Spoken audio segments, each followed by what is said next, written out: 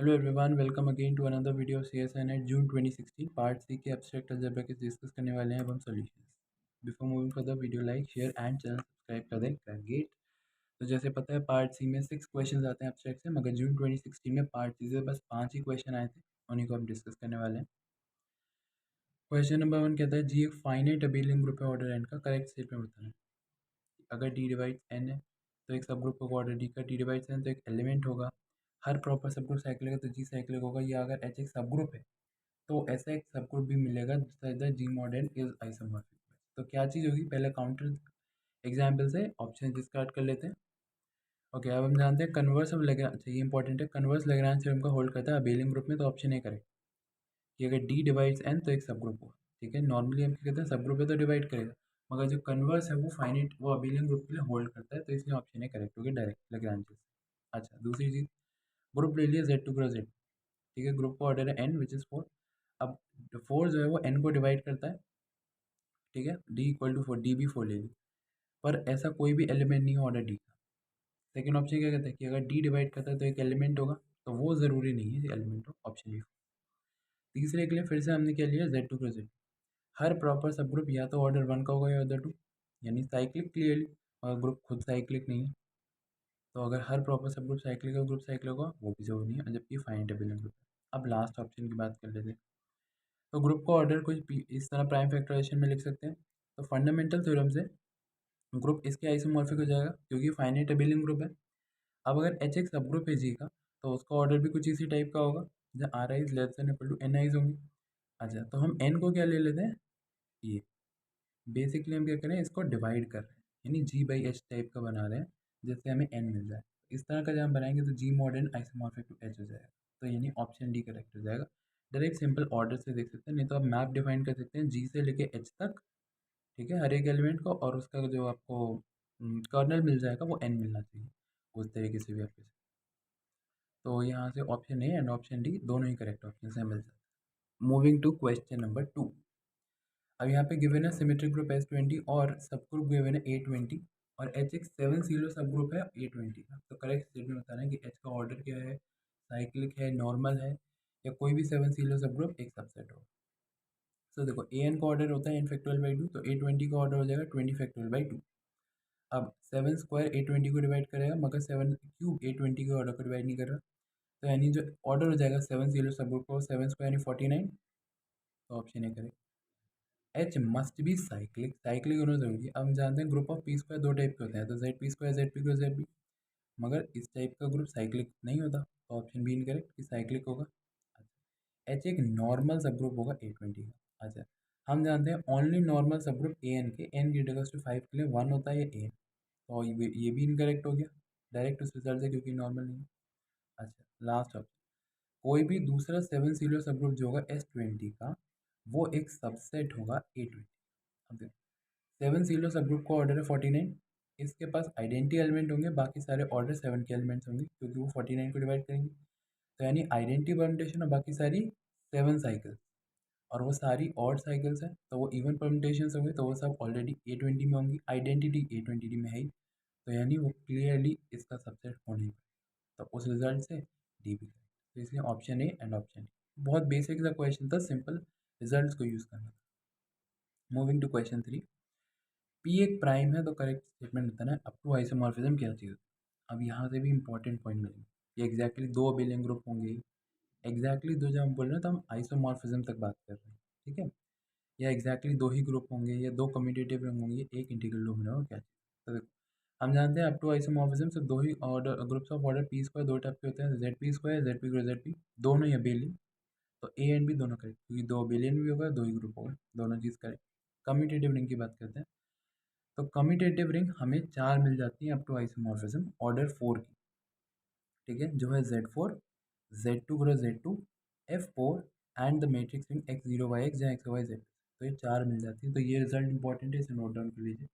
अच्छा, इस टाइप का सेम क्वेश्चन CMI में भी पहले पूछा गया है। ठीक है, तो ये एक तरह से एक रिपीट क्वेश्चन भी बोल सकते हैं, रिपीट हो जाते हैं क्वेश्चन। तो ऑप्शन सी इनकरेक्ट है कि एग्जैक्टली दो ही, एग्जैक्टली एक इंटीग्रल डोमेन होगा ऑर्डर पी स्क्वायर। अगर इंटीग्रल डोमेन है वो भी और ऑर्डर पी स्क्वायर का, तो आर फील्ड होगा, और वो फील्ड का ऑर्डर हम जानते हैं कि फील्ड क्लियरली वन ही होती है अप टू आइसोमॉर्फिज्म, तो ऑप्शन लास्ट करेक्ट है विदाउट एनी डाउट। तो इसलिए option A, B and D तीनों ऑप्शन करेक्ट।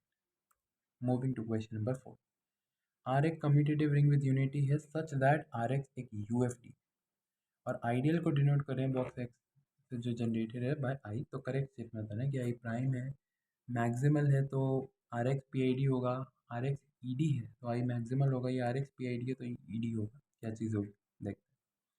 तो देखो हम जानते हैं R X mod I is isomorphic to R, ठीक है।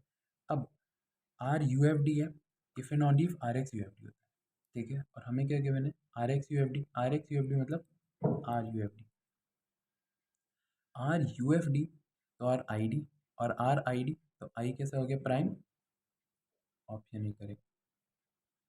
दूसरा कह रहा है अगर आई मैक्सिमल तो आर एक्स एक पी आई डी, तो देखो आई मैक्सिमल हो जाएगा तो क्लियरली आर एक्स क्योंकि मैक्सिमल, और यू एफ डी आई तो क्लियरली क्या हो जाएगी आर एक्स फील्ड, और आर फील्ड तो R X E D, R X E D तो R X P I D, option भी करेक्ट।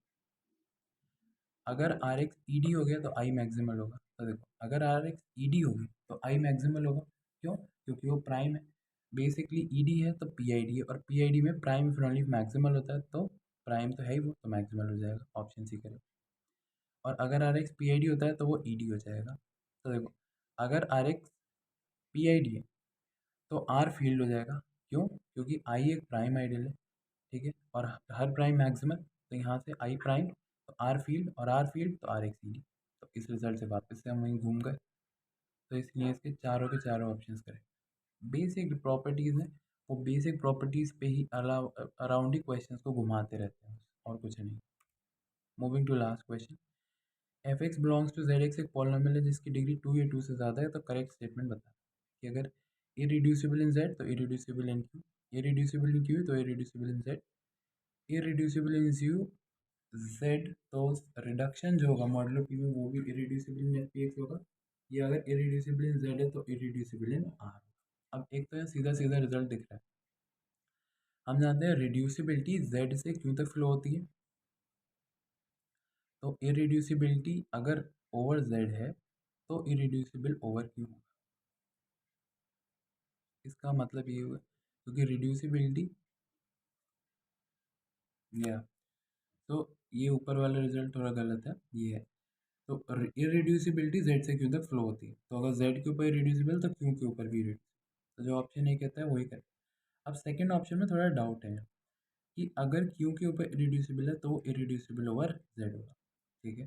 तो हमने क्या ले लिया, एफ को ले लिया 2 टाइम्स एक्स स्क्वायर प्लस, ये इरिड्यूसिबल तो ओवर क्यू है, ठीक है, ओवर क्यू तो इरिड्यूसिबल है क्योंकि कोई इसका रूट नहीं है, मगर ये इरिड्यूसिबल ओवर जेड नहीं है क्योंकि हम इसको 2 into x square plus one की फॉर्म में रिड्यूस कर सकते हैं, ठीक है, एंड एक्स, और जबकि इनमें से कोई भी यूनिट नहीं, तो हम उस तरह से लिख सकते हैं, तो इसलिए ऑप्शन भी इनकरेक्ट है।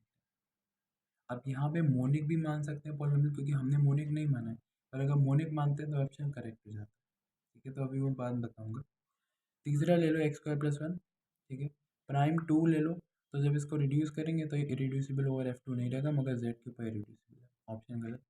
लास्ट इरिड्यूसिबल ओवर जेड तो irreducible over R, X square minus 2 ले लो, इरिड्यूसिबल ओवर जेड है और इरिड्यूसिबल ओवर आर भी नहीं है, और आर के ऊपर रिड्यूसिबल है, क्योंकि दो तरह से ब्रेक कर सकते हैं क्योंकि रूट टू आर में बिलोंग करेगा, तो ऑप्शन लास्ट में करेगा, तो इसलिए इसका ऑप्शन या तो ए करेक्ट लगा दो या दोनों, क्योंकि आंसर शीट में दोनों ही भी सही दे रखे हैं, ए और बी, क्योंकि अगर हम पॉलिनोमियल मोनिक मान लेते हैं तो ये रिजल्ट ट्रू हो जाता है, ठीक है ना। तो इसी वजह से उसको वो केस दोनों तीस, क्योंकि जो डिग्री है वो ग्रेटर देन इक्वल टू 2 है तो कुछ भी हो सकता है, तो इसलिए सिर्फ ऑप्शन ए करेक्ट होना चाहिए वैसे मेरे अकॉर्डिंग से, क्योंकि ऑप्शन बी में काउंटर हम पे है। आई होप सारे सॉल्यूशंस क्लियर होंगे, कोई भी डाउट सजेशंस कमेंट सेक्शन में रखना, don't forget to like share and subscribe to channel करके, थैंक यू वेरी मच।